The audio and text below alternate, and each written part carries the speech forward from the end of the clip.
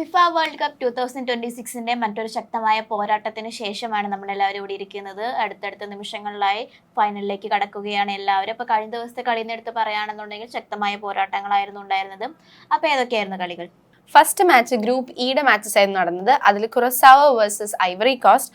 അതിൽ Ivory Coast 2-0 എന്നുള്ളൊരു ഗോളിൽ കുറസാവോനെ തോൽപ്പിക്കുന്ന ഒരു ഇതാണ് നമ്മൾ കണ്ടത്. പിന്നെ ഏറ്റവും എടുത്തു പറയേണ്ട ഒരു ഗെയിം ആയിരുന്നു ജർമ്മനി വേഴ്സസ് ഇക്വഡോർ. മുൻ ചാമ്പ്യന്മാരായിട്ടുള്ള ജർമ്മനീനെ ഇക്വഡോർ 2-1 എന്നുള്ള സ്കോറിലാണ് തോൽപ്പിച്ചിട്ടുള്ളത്. പിന്നെ നോക്കുകയാണെങ്കിൽ നെതർലാൻഡ് വേഴ്സസ് ടുണീഷ്യ, അവർ ഗ്രൂപ്പ് എഫിന്റെ മാച്ചസിലായിരുന്നു മത്സരിച്ചത്. നെതർലാൻഡ്സ് 3-ഉം ടുണീഷ്യ 1-ഉം എന്നൊരു സ്കോർ ആയിരുന്നു വന്നത്.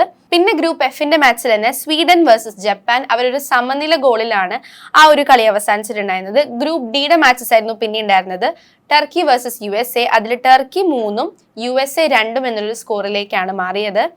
പിന്നെ ലാസ്റ്റ് ഗ്രൂപ്പ് ഡിയുടെ മാച്ചസ് വന്നിട്ട് പാരഗ്വേ വേഴ്സസ് ഓസ്ട്രേലിയ, അതൊരു സമനില 0-0 എന്നുള്ളൊരു സ്കോറിലായിരുന്നു വന്നിട്ടുണ്ടായിരുന്നത്.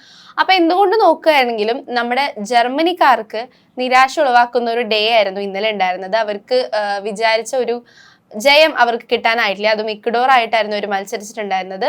ജർമ്മനിയുടെ കേസ് നോക്കുകയാണെങ്കിൽ എന്നാൽ പോലും അവർ ഫസ്റ്റ് പൊസിഷൻ ആണെങ്കിൽ പോലും മൂന്നാമത്തെ ഗെയിം അവർക്ക് അത്ര നല്ല രീതിയിൽ കൊണ്ടുപോകാൻ പറ്റിയിട്ടുണ്ടായിരുന്നില്ല. അപ്പൊ നമുക്ക് നേരെ മാച്ചിലേക്ക് കടക്കാം അല്ലേ. ഫസ്റ്റ് വരുന്നത് കുറാക്കോം ഇവറിംഗ് കോസ്റ്റ് ആയിരുന്നു. നേരത്തെ പറഞ്ഞ പോലെ ശക്തമായ ഒരു മത്സരമായിരുന്നു. 0-2 എന്ന ഒരു സ്കോറിലാണ് ഇവറി കോസ്റ്റ് കുറാക്കോവിനെ അട്ടിമറി വിജയം എന്ന് തന്നെ നമുക്ക് എടുത്ത് പറയേണ്ട ഒരു മാച്ച് കൂടിയായിരുന്നു. ഇതോടുകൂടി നമ്മുടെ ഇവറി കോസ്റ്റ് ലോകകപ്പിന്റെ പ്രീ ക്വാർട്ടറിലേക്ക് കടന്നിരിക്കുന്ന ഒരു മാച്ചും കൂടിയായിരുന്നു കഴിഞ്ഞ ദിവസം നമ്മൾ കണ്ടത്. എടുത്തു പറയേണ്ട ഏറ്റവും വലിയ കാര്യം എന്ന് പറയുന്നത് ഇതിൽ 2 ഗോളും ഇവറി കോസ്റ്റിന് വേണ്ടി അടിച്ചിരിക്കുന്നത് നിക്കോളാസ് പെപ്പയാണ്. നിക്കോളാസ് പെപ്പെ ബെസ്റ്റ് പ്ലെയർ ഇവറി കോസ്റ്റിനെ തന്നെ എടുത്ത് പറയണം. ഇതോടുകൂടി ഈ ഗ്രൂപ്പിൽ ഗ്രൂപ്പ് ഇയിൽ 6 പോയിന്റുമായിട്ട് 2ാം സ്ഥാനത്തേക്കാണ് ഇവറി കോസ്റ്റ് കടന്നിരിക്കുന്നത്. അതെ, മത്സരത്തിന്റെ 7ാം മിനിറ്റിലായിരുന്നു ആദ്യം പെപ്പയുടെ ഫസ്റ്റ് ഗോൾ വരുന്നത്. പിന്നെ സെക്കൻഡ് ഹാഫിൽ 64ാമത്തെ മിനിറ്റിലാണ് പെപ്പയുടെ സെക്കൻഡ് ഗോൾ വന്ന ഐവറി കോസ്റ്റിന് 2 ഗോളുകളായിട്ട് നേടി കുറസാവനെ ബീറ്റ് ചെയ്യുന്ന ഒരു കാഴ്ചയാണ് നമ്മൾ കണ്ടിട്ടുണ്ടായിരുന്നത്. അപ്പൊ എന്തായാലും ഐവറി കോസ്റ്റ് നല്ല രീതിയിൽ മുന്നേറുന്നുണ്ട്. കഴിഞ്ഞ ഗെയിംസിലായാലും ഇപ്പം ഇനി വരാൻ പോകുന്ന ഗെയിംസിലും ഐവറി കോസ്റ്റ് മുന്നേറട്ടെ എന്ന് നമുക്ക് പ്രത്യാശിക്കാം. പിന്നെ ഇനി പ്രീ ക്വാർട്ടറിലേക്ക് കടന്നുവെന്ന് നമ്മൾ പറഞ്ഞില്ലേ. ഇനി പ്രീ ക്വാർട്ടറിൽ ഐവറി കോസ്റ്റ് നേരിടാൻ പോകുന്നത് 2 വമ്പന്മാരെയാണ്. ഒന്നെങ്കിൽ ഫ്രാൻസ് ആയിരിക്കും അല്ലെങ്കിൽ നോർവേ ആയിരിക്കും ഐവറി കോസ്റ്റിന്റെ എതിരാളികളെന്ന് നമുക്ക് എടുത്ത് പറയാൻ കഴിയും. കാരണം ഇനി വരുന്ന മാച്ചുകളെല്ലാം നല്ല കടുപ്പത്തിലേക്കാണ് പോയിക്കൊണ്ടിരിക്കുന്നത്. പിന്നെ നെക്സ്റ്റ് കളി എന്ന് വരുന്നത് ഇക്വഡോർ വേഴ്സസ് ജർമ്മനിയാണ്. ജർമ്മനി എന്ന വമ്പന്മാരെ ഇക്വഡോർ മറച്ചിടുന്ന ഒരു കാഴ്ചയാണ് കണ്ടത് നമ്മളെല്ലാവരും. എന്തായിരുന്നു കളി കണ്ടിട്ട് തോന്നിയത്? കളി കണ്ടിട്ട് തോന്നിയത് എന്താന്ന് വെച്ച് കഴിഞ്ഞാൽ ചാമ്പ്യന്മാരായിട്ടുള്ള ഒരു ജർമ്മനി ഇക്വഡോർ എന്ന് പറയുന്ന ഒരു ടീമിന് അവർക്ക് ജയിക്കാൻ പറ്റിയില്ല എന്ന് പറയുമ്പോൾ അതെന്തുകൊണ്ടും അവരുടെ ഒരു ഫെയിലിയർ ആയിട്ട് തന്നെ മാറിയിട്ടുണ്ട്. ഇപ്പം ഇക്വഡോറും നല്ലൊരു ടീം തന്നെയാണ്. എന്നാലും ജർമ്മനി എന്ന് പറയുമ്പോൾ ചാമ്പ്യൻസ് ആണ്. 4 പ്രാവശ്യം വേൾഡ് കപ്പ് കിരീടം ചൂടിയിട്ടുള്ള ചാമ്പ്യൻസ് ആണ്. അപ്പം അവരെ വെച്ച് നോക്കുമ്പം എന്തുകൊണ്ടും അവർക്കൊരു ഫെയിലിയർ തന്നെയായിരുന്നു ഉണ്ടായിരുന്നത്. ഈ ഒരു മാച്ചോട് കൂടി ഇക്വഡോർ നോട്ട് ഔട്ടിലേക്ക് കടന്നിരിക്കുകയാണ്. നമ്മൾ ഈ മത്സരം എടുത്ത് നോക്കുകയാണെന്നുണ്ടെങ്കിൽ തുടക്കത്തിൽ 2 ഗോളിന് പിന്നിലായിരുന്നു ഇക്വഡോർ ഉണ്ടായിരുന്നത്. പക്ഷെ അതിനുശേഷം 9ാമത്തെ മിനിറ്റിലാണ് അംഗ്ലോ ആണ് ആദ്യമായിട്ട് ഗോൾ അടിക്കുന്നത്. പിന്നെ 77ാം മിനിറ്റിൽ പ്ലാറ്റ. അങ്ങനെയാണ് ഇക്വഡോർ 2 ഗോളുകൾക്ക് മുന്നിട്ട് നിന്നുണ്ടായിരുന്നത്. പിന്നെ ഫസ്റ്റ് ഈ ഇക്വഡോർ വേഴ്സസ് ജർമ്മനിയിൽ ഫസ്റ്റ് ലീഡ് ചെയ്തത് ജർമ്മനി തന്നെയായിരുന്നു. 2ാമത്തെ മിനിറ്റിലാണ് ഈ വേൾഡ് കപ്പിൽ തന്നെ ഫസ്റ്റ് എനിക്ക് തോന്നുന്നു ഏറ്റവും കുറവ് സമയം കൊണ്ട് ഗോൾ അടിച്ചത് ഈ ഒരു മാച്ച് ആയിരിക്കും. 2ാമത്തെ മിനിറ്റിലാണ് ലെറോയ് സാനെ എന്ന് പറയുന്ന ജർമ്മൻ പ്ലെയർ ജർമ്മനിക്ക് വേണ്ടി ഒരു ഗോൾ നേടിക്കൊടുക്കുന്നത്.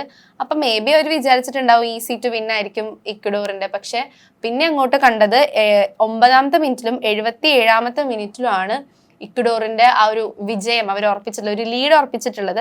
9ാം മിനിറ്റിന്റെ കാര്യം നമ്മൾ പറഞ്ഞു. അംഗുളോ ആണ് 9ാമത്തെ മിനിറ്റിൽ ഗോൾ നേടിക്കൊടുക്കുന്നത്. അതുപോലെ ഗോൺസാലോ പ്ലാറ്റ 77ാമത്തെ മിനിറ്റിൽ ഇക്വഡോറിന് വേണ്ടി ഒരു ഗോൾ നേടിക്കൊടുത്ത് അവരുടെ ലീഡ് എന്തായാലും ഉറപ്പിച്ചിട്ടുണ്ട്. പിന്നെ നോക്കുകയാണെങ്കിൽ ജർമ്മനിക്ക് അടിക്കാൻ സാധ്യതകൾ ഉണ്ടായേനെ. ഇപ്പൊ ഫസ്റ്റ് 9 മിനിറ്റിലാണല്ലോ അടിച്ചത്. അപ്പൊ നമ്മൾ നോക്കുകയാണെങ്കിൽ അത്രയും ടൈം സ്പാനിൽ പോലും അവർക്ക് ഒരു ഗോള് പോലും വീണ്ടും അടിക്കാൻ പറ്റിയിട്ടില്ല എന്നുള്ളത് നിരാശാജനകമായ ഒരു സംഭവം തന്നെയാണ്. കാരണം അങ്ങനെ പറയുമ്പോൾ എന്തുകൊണ്ടും ഇക്വഡോറിന്റെ ഡിഫെൻസീവ് സൈഡ് നല്ല അടിപൊളിയായിരുന്നു എന്ന് തന്നെ നമുക്ക് പറയേണ്ടി വരും. അല്ലെങ്കിൽ ജർമ്മനി പോലത്തെ ഒരു വമ്പൻ ടീമിനെ അവർക്ക് അടിക്കാൻ സാധിച്ചേനെ. ഇത്രയും ടൈം സ്പാനിൽ പോലും അവർക്ക് അടിക്കാൻ പറ്റിയില്ല. പക്ഷെ എന്നാൽ ഇക്വഡോറിന് അടിക്കാനും പറ്റി. ഒരു ലീഡ് അവർക്ക് ഉയർത്താൻ പറ്റി എന്നുള്ളത് വലിയ കാര്യം തന്നെയാണ്. ഈ ഒരു മാച്ചിൽ അൺഫോർച്ചുനേറ്റ്ലി ഇക്വഡോറിനോട് അടുത്ത് ജർമ്മനി തോറ്റുപോയെങ്കിലും ഗ്രൂപ്പ് ഇയിൽ ഇപ്പോഴും ജർമ്മനി തന്നെയാണ് 1ാമത്തെ പൊസിഷനിൽ നിൽക്കുന്നത്. ഈ ഒരു മാച്ച് കഴിയുമ്പോൾ ഇക്വഡോർ ഇനി നേരിടാൻ പോകുന്നത് റൗണ്ട് ഓഫ് 32-ൽ ഇംഗ്ലണ്ടിനോടായിരിക്കും. അപ്പോൾ ജർമ്മനിയെ പോലുള്ളൊരു വമ്പന്മാരെ തോൽപ്പിച്ചിട്ട് ഇനി ഇക്വഡോർ നേരിടാൻ പോകുന്നത് ഇംഗ്ലണ്ടിനോടാണ്. അപ്പോൾ ആ മാച്ച് എങ്ങനെയാവുമെന്ന് അറിയില്ല. ഈ ഒരു മാച്ച് എടുത്ത് നോക്കുകയാണെന്നുണ്ടെങ്കിൽ വമ്പന്മാരുടെ ഒരു വീഴ്ചയും മറ്റു പല ടീമുകളുടെയും ഉയർന്നു വരുന്ന ഒരു കാഴ്ചയാണ് നമ്മൾ ഈ അടുത്ത മാച്ചിൽ കാണുന്നത്. അതുപോലെ തന്നെ ഏറ്റവും കുറവ് സമയം കൊണ്ട് ആര് ഗോൾ അടിക്കുന്നുള്ള രീതിയിൽ ഒരു മത്സരം കൂടി നടക്കുന്നുണ്ടല്ലോ. 2 മിനിറ്റിനുള്ളിൽ 5 മിനിറ്റിനുള്ളിൽ മുമ്പത്തെ കളികളൊക്കെ എടുത്ത് നോക്കുകയാണെങ്കിൽ നമുക്കത് മനസ്സിലാവും. പിന്നെ നോക്കുകയാണെങ്കിൽ ബോൾ പൊസിഷന്റെ കാര്യത്തിലും ജർമ്മനി തന്നെയായിരുന്നു. 61% ബോൾ പൊസിഷൻ വന്നിട്ടുണ്ട്. എന്നിട്ട് പോലും അവർക്ക് ഒരു ഗോളിലേക്ക് എത്തിക്കാൻ പറ്റിയില്ല എന്നുണ്ടെങ്കിൽ അത് ഡിഫെൻസീവ് സൈഡ് അത്രയും സ്ട്രോങ് ആയതുകൊണ്ടാണ് അവർക്ക് ആ ഒരു ഗോൾ നേടാൻ പറ്റിയിട്ടില്ല എന്നുള്ളൊരു വലിയ കാര്യം തന്നെയാണ്.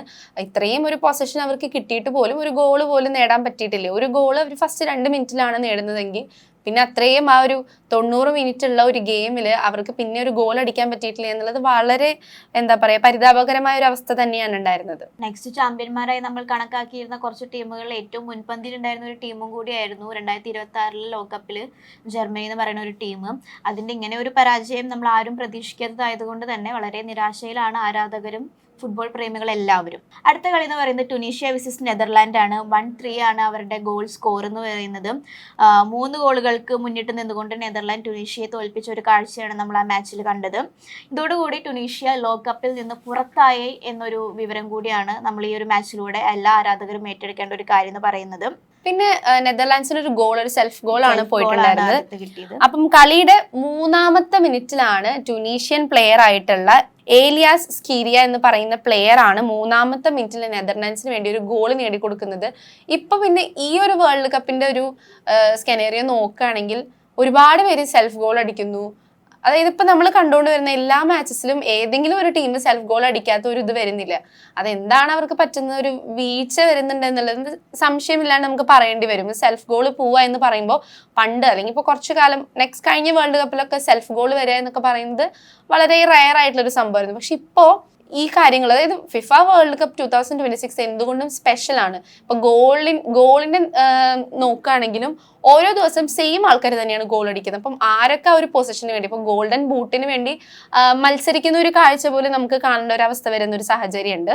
പിന്നെ അടുത്തത് ഈ സെൽഫ് ഗോൾ കഴിഞ്ഞ് ഒരു 4 മിനിറ്റ് കൂടി കഴിഞ്ഞതോടു കൂടിയാണ് ബ്രയാൻ ബ്രോബി അടുത്ത ഗോൾ അടിക്കുന്നത്. പിന്നെ ടുണീഷ്യ അതിൽ 2ാം പകുതി സെക്കൻഡ് ഹാഫ് ആയപ്പോൾ ടുണീഷ്യ അത് തിരിച്ചു പിടിക്കുന്നുണ്ടായിരുന്നു. മസ്തൂരിയുടെ ഒരു കോർണർ ഹെഡറിലൂടെയാണ് അടുത്ത ഗോള് ടുണീഷ്യ പിടിച്ചെടുത്തത്. എങ്കിലും കാര്യം ഉണ്ടായിരുന്നില്ല. 1-3 എന്നുള്ള റേഞ്ചിൽ 1-3 എന്നുള്ള സ്കോറിൽ നെതർലാൻഡ് കൊണ്ടുപോവുകയുണ്ടായിരുന്നത്.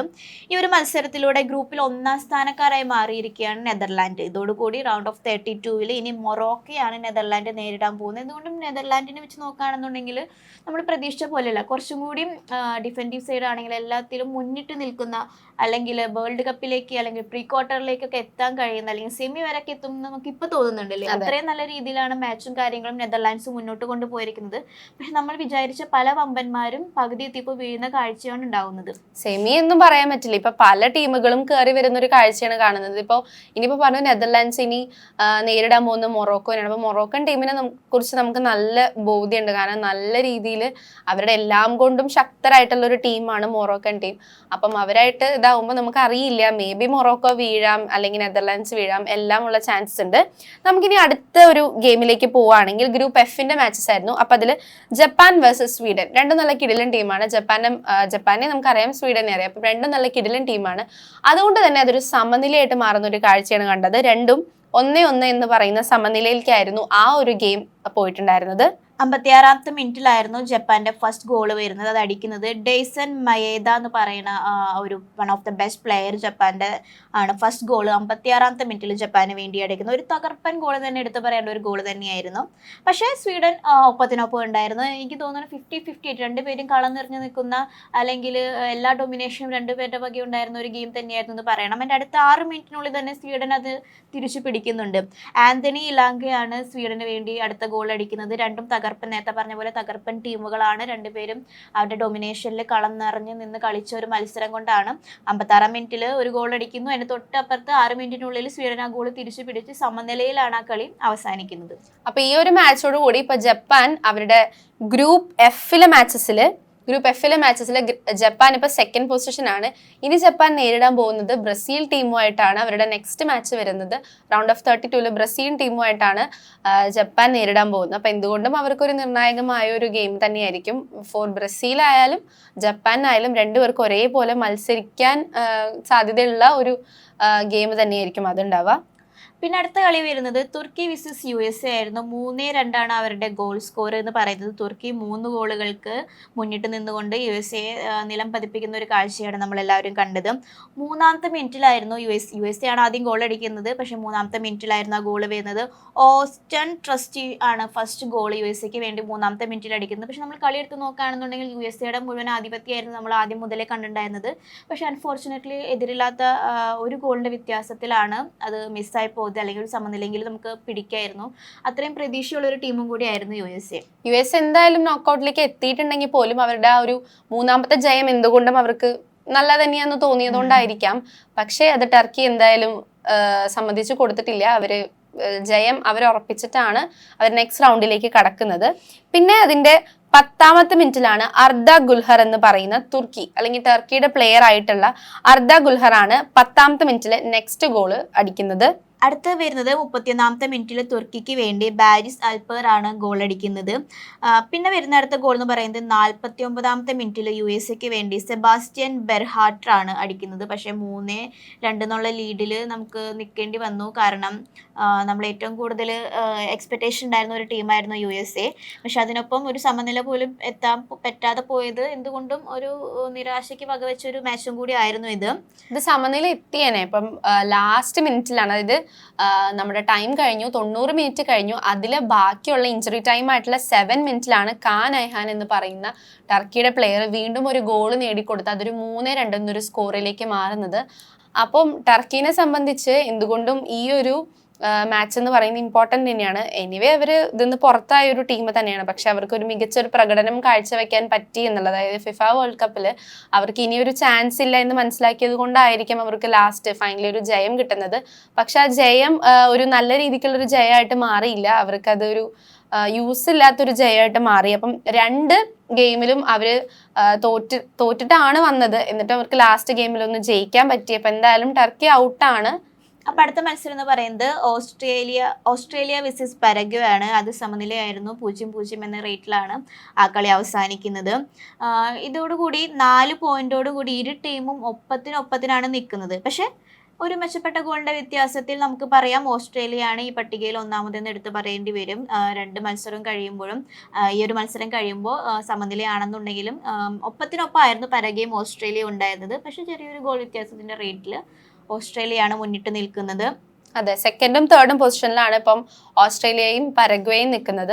രണ്ടുപേരും നല്ല രീതിക്ക് ട്രൈ ചെയ്തിട്ടുണ്ടായിരുന്നു. അപ്പോൾ നമുക്ക് മനസ്സിലാക്കേണ്ടത് രണ്ടുപേർക്കും ഗോൾ നേടാനായിട്ടില്ല എങ്കിൽ രണ്ട് ടീമിനും ഡിഫൻസീവ് സൈഡ് അത്രയും അടിപൊളിയായത് കൊണ്ടാണല്ലോ ആ ഒരു ഗോൾ നേടാൻ പറ്റാഞ്ഞതും. അല്ലെങ്കിൽ സ്ട്രൈക്കറിന് എന്തെങ്കിലും പ്രശ്നം കൊണ്ടോ അങ്ങനെ എന്തെങ്കിലുമൊക്കെ ആയിരിക്കാം. എന്തൊക്കെ പറഞ്ഞാൽ അവർ നോക്കൌട്ടിലേക്ക് പ്രവേശിച്ചിട്ടുണ്ട്. 2ഉം 3ഉം സ്ഥാനത്തായിട്ടാണ് ഓസ്ട്രേലിയയും പരഗ്വേയും നിൽക്കുന്നത്. അപ്പൊ ഇന്നലത്തെ ഒരു ദിവസം നോക്കുകയാണെങ്കിൽ ജർമ്മനി കയറിയെങ്കിലും ഫസ്റ്റ് പൊസിഷനിലാണ് അവർ നിൽക്കുന്നതെങ്കിലും ജർമ്മൻ ഫാൻസിന് അതൊരു വലിയൊരു ബുദ്ധിമുട്ട് അല്ലെങ്കിൽ വലിയൊരു നിരാശ ഉണ്ടാക്കിയ ഒരു ദിവസമായിരുന്നു ഇന്നലെ ഉണ്ടായിരുന്നത്. അവർ പ്രതീക്ഷിച്ചിട്ടില്ല ജർമ്മനി തോൽക്കും എന്നുള്ളൊരു സാഹചര്യം വരുമെന്ന് അവർ ഒരിക്കലും പ്രതീക്ഷിച്ചിട്ടില്ല. അടുത്ത ദിവസത്തെ മത്സരങ്ങൾ എന്ന് പറയുന്നത് വീണ്ടും നിർണായകമായിട്ടുള്ള മത്സരങ്ങൾക്ക് സാക്ഷ്യം വഹിക്കാൻ പോകുന്ന ഒരു ദിവസം കൂടിയാണ്. അപ്പൊ നാളെ രാവിലെ 12:30 നോർവേ വേഴ്സസ് ഫ്രാൻസിന്റെ മാച്ച് നടക്കുന്നത്. ഒരുപക്ഷെ കാണികളെല്ലാവരും കാത്തിരിക്കുന്ന ഒരു മാച്ച് കൂടിയായിരിക്കും നോർവേ വേഴ്സസ് ഫ്രാൻസിന്റെ. ഹാലൻഡ് ആയാലും എംബാപ്പയുടെയും ആ ഒരു പല ട്രോളുകളായിട്ടും അല്ലെങ്കിൽ ഒരുപാട് വീഡിയോസ് ആയിട്ടും വെയിറ്റ് ചെയ്യുന്ന ആൾക്കാരുടെ ഒരുപാട് വീഡിയോസ് നമുക്ക് കാണാൻ പറ്റുന്നുണ്ട്. അപ്പം ആ ഒരു മാച്ചിന് വേണ്ടി എല്ലാവരും വെയിറ്റിംഗ് ആണ്. അത് നാളെ രാവിലെ 12:30 അതുപോലെ സെയിം ടൈം ഗ്രൂപ്പ് ഐയുടെ മാച്ചസ് തന്നെയാണ് നടക്കുന്നത്. സെനഗൽ വേഴ്സസ് ഇറാഖിന്റെ മാച്ച് സെയിം 12:30 നടക്കുന്നത്. അതുപോലെ 5:30 ഗ്രൂപ്പ് എച്ചിന്റെ മാച്ചസ് ആണ് നടക്കുന്നത്. Cabo Verde versus Saudi. അപ്പം വൊസീനിയയുടെ ടീമായിട്ടുള്ള കാബോ വെർദയുടെയും സൗദിയുടെയും മാച്ചാണ് 5:30 നടക്കുന്നത്. സെയിം ടൈമിൽ തന്നെ ഉറുഗ്വേ വേഴ്സസ് സ്പെയിനിന്റെ മത്സരം നടക്കുന്നുണ്ട്. അതും 5:30 തന്നെയാണ്. പിന്നെ മോർണിംഗ് 8:30 ന്യൂസിലാൻഡ് വേഴ്സസ് ബെൽജിയം. അതേപോലെ ഈജിപ്റ്റ് വേഴ്സസ് ഇറാൻ 8:30 നടക്കുന്നത്. അപ്പം നാളെ എന്തുകൊണ്ടും ഒരുപാട് വമ്പൻ ടീമുകളുടെ ഒരു ഗെയിം തന്നെയായിരിക്കും നടക്കാൻ പോകുന്നത്. ഒരുപാട് നല്ല മാച്ചസ്, അല്ലെങ്കിൽ ആരൊക്കെ ഇനി നോക്കൗട്ടിലേക്ക്, ഒരുപാട് ടീമുകൾ ഇപ്പോൾ ഓൾറെഡി നോക്കൗട്ടിലേക്ക് കയറിയിട്ടുണ്ട്. നോർവേ ആയിക്കോട്ടെ, ഫ്രാൻസ് ആയിക്കോട്ടെ, സ്പെയിൻ ആയിക്കോട്ടെ. സ്പെയിനിന് എന്തുകൊണ്ടും ഒരു നിർണായകമായിട്ടുള്ള ഒരു ദിവസം തന്നെയായിരിക്കും. അവർക്ക് ഇനിയൊരു ജയം കിട്ടിയാൽ മാത്രമാണ് അവർക്ക് കറക്റ്റ് ആയിട്ട് കയറി എന്ന് പറയാൻ പറ്റുള്ളൂ. ബാക്കിയുള്ള ഇപ്പോൾ ഫ്രാൻസും നോർവേ ഒക്കെ കയറി കഴിഞ്ഞു. അപ്പോൾ നമുക്ക് നോക്കി വെക്കാം എന്തായിരിക്കും നെക്സ്റ്റ് ഡേയുടെ ആ ഒരു ഇത്. എന്തൊക്കെ പറഞ്ഞാലും നോർവേ വേഴ്സസ് ഫ്രാൻസിൽ ആര് ജയിക്കും ആര് തോൽക്കും എന്നുള്ളത് കാണാൻ വേണ്ടി കാത്തിരിക്കുകയാണ് എല്ലാവരും. അപ്പൊ എന്തുകൊണ്ടും നാളെ ഒരു നിർണായകമായ ദിവസമാണ് ഫിഫ വേൾഡ് കപ്പിൽ. ഫാൻസിനാണെന്നുണ്ടെങ്കിലും ടീമുകൾക്കാണെന്നുണ്ടെങ്കിലും നോക്കൗട്ടിലേക്ക് കയറണം എന്നൊരു കടമ്പ കടക്കാൻ വേണ്ടിയിട്ടാണ് ഓരോരുത്തരും പരിശ്രമിച്ചുകൊണ്ടിരിക്കുന്നത്. അപ്പൊ എന്തുകൊണ്ടും നമുക്ക് എക്സ്പെക്ട് ചെയ്യാം, നല്ലൊരു മാച്ച് നാളെ എക്സ്പെക്ട് ചെയ്യാം. അപ്പൊ നാളത്തെ മാച്ചുമായിട്ട് പുതിയ അപ്ഡേറ്റ് ആയിട്ട് വീണ്ടും വരാം.